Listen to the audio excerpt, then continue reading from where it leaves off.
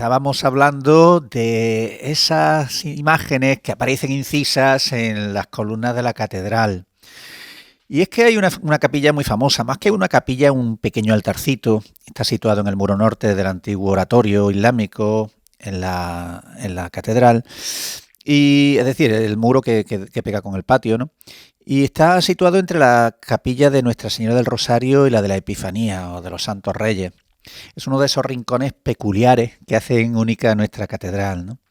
Esa columna del cautivo, a la que muchas veces cuando éramos niños nos hemos acercado para comprobar si esa figurita que aparecía del cautivo arrodillada junto a la columna lloraba cuando se le acercaba una llama a los ojos. Eso era una de las cosas que siempre que venía un turista a la catedral había que probar, ¿no?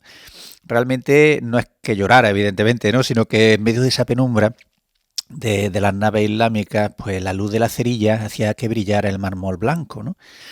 Pero, ¿qué pasaba? Pues que de tanto aplicar la llama, al final la integridad de la imagen pues estaba en peligro, ¿no? Y se restauró hace poco, hace unos años.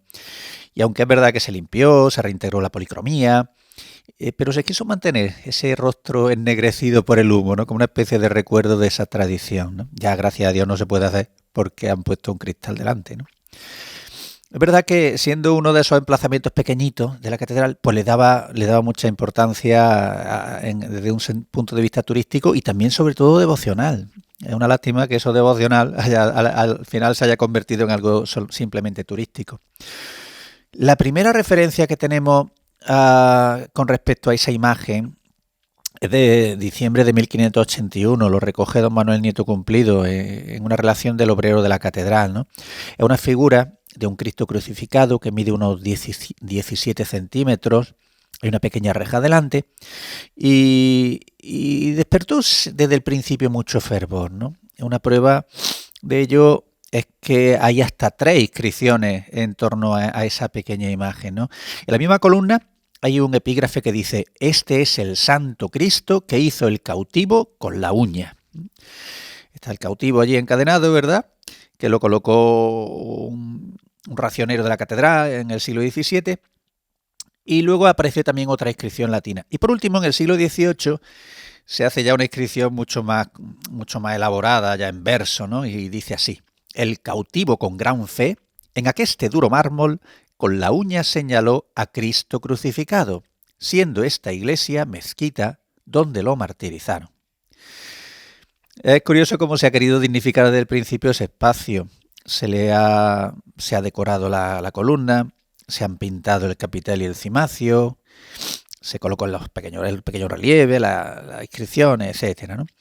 Lo que nos tendríamos que preguntar es si realmente pues hay verdad histórica detrás de esa imagen, ¿no? No hay constancia, ¿no? No hay constancia, en primer lugar, de que los musulmanes permitieran custodiar cautivos dentro de las mezquitas, ¿no? Pero no tenemos ninguna relación ningún dato con respecto al origen, salvo ese dato ya del siglo XVI, ¿no? En la Edad Media no aparece nada y por lo tanto entramos en la leyenda, ¿no? Entramos en la leyenda, pero eso no quita lo verdaderamente importante, ¿no? Que generaciones y generaciones de cordobeses han venerado esa pequeña imagen del crucificado, que es el símbolo, como ya sabemos, de la salvación del mundo, como una prueba, ¿no? de la pervivencia de la fe en Cristo durante ese periodo musulmán, ¿no? Sobre todo porque no hay que olvidar que en el siglo XV los cordobeses estaban en estado de guerra con los musulmanes, ¿no? Éramos frontera, ¿no? De ahí el nombre de algunos pueblos, ¿no? Como Aguilar de la Frontera, ¿no? Con los musulmanes del reino nazarí, ¿no? Y tampoco hay que olvidar que durante todos los siguientes siglos, sobre todo el XVI y el XVIII, en principio por obra de los turcos y también sobre todo de los piratas berberiscos, que actuaban desde las bases del norte de África, porque se atacaba a las localidades de la costera, se atacaban a los barcos cristianos, se los saqueaba y sobre todo se obtenían cautivos. Es decir, la figura del cautivo es algo muy, muy frecuente en la sociedad española desde la Edad Media hasta el siglo XVIII, ¿no? Los cautivos tenían que ser rescatados, ¿no? Ya sabemos, el mismo don Miguel de Cervantes fue cautivo, fue rescatado por los trinitarios, uno de los cuales estaba en el convento de la Rambla, de los trinitarios, y es una prueba más de esa caridad cristiana que buscaba lugares donde actuar, ¿no?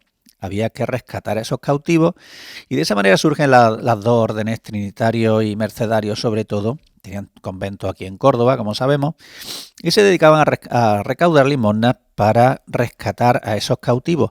Es curioso como muchas veces, cuando ya no tenían dinero, se entregaban ellos mismos como rehenes, ¿no? Los mismos frailes se quedaban como rehenes para liberar a otros cautivos cristianos, ¿no?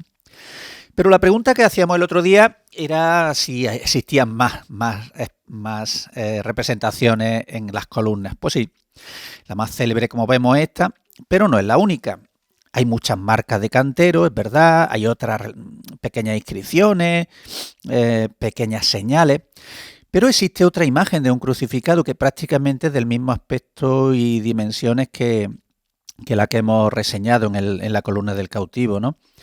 La vamos a identificar, a ver si cuando visiten la catedral pues pueden encontrarla. La imagen del crucificado se encuentra en la quinta columna de la segunda hilada de la ampliación de Almanzor. Puerta de Santa Catalina, uno mira la segunda hilada de columna, la quinta, y es verdad que en esta pues nadie se fija, ¿no? Por allí pasan miles y miles de personas y nadie se fija en esa pequeña imagen del crucificado que se encuentra en la columna, ¿no? Pero tampoco podía faltar una representación de la Virgen. Es verdad, está de menor tamaño, está en un lugar de menor paso junto al crucero de la catedral. La identificamos también. Bueno, la ha identificado Manuel Nieto Cumplido en su libro, ¿no? Y eso es lo que yo transmito. Columna 20, de la sexta hilada de la misma ampliación de Almanzor. Es una imagen pequeñita, también muy desconocida. Aparece la imagen de la Virgen y se acompaña con una breve inscripción que dice así: Johannes me fecit, es decir, me hizo Juan. Por el tipo de letra, pues podemos datarla a principios del siglo XVI. Ya veis que nuestra catedral sigue siendo un pozo de sorpresa, un lugar donde podemos encontrar siempre cosas nuevas y muchas de esas cosas que nos pueden dar un mayor conocimiento, ¿no? No porque ya presumamos delante de nuestros amigos cuando vengan de turistas, sino que tenemos allí pues imágenes de todo tipo y una riqueza documental y patrimonial realmente espectacular.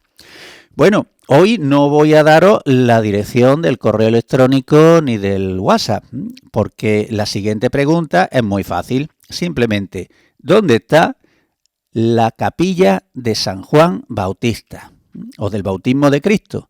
Vamos a hablar de ese retablo que es muy interesante, de esas imágenes preciosas y luego porque en el fondo también hay otra cosa interesante, es mi propia capilla. Que Dios bendiga a todos, nos vemos la semana que viene.